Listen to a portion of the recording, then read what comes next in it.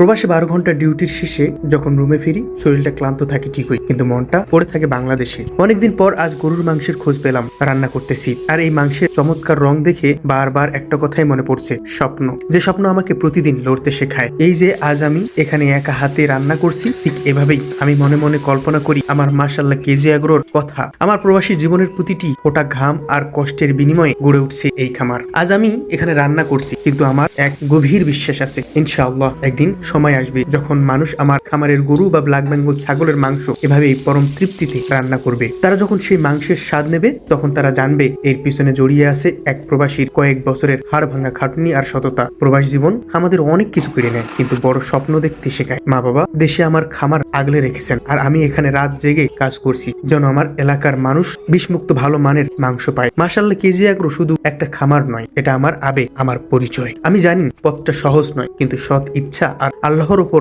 ভরসা থাকলে মরুভূমিতেও ফুল ফোটানো সম্ভব। আজ এই বিদেশের মাটিতে বসে আমি সেই দিনের স্বপ্ন দেখি, যেদিন আমার খামারের মধ্যে আরো 10টা মানুষের কর্মসংস্থান হবে। রান্না শেষ, এখন খাওয়ার পালা। তবে পেট ভরার চেয়ে আজ আমার মনটা ভরে আছে আগামীর স্বপ্নে। যারা আমাকে দেখছেন দোয়া করবেন যেন আমার এই ক্ষুদ্র প্রচেষ্টা মাশাআল্লাহ কেজি এগ্রো একদিন আপনাদের আস্থার প্রতীক হয়ে দাঁড়ায়। কষ্ট করুন, স্বপ্ন দেখুন, সাফল্য আসবেই ইনশাআল্লাহ। সবাই ভালো থাকবেন, সুস্থ থাকবেন। আল্লাহ হাফেজ।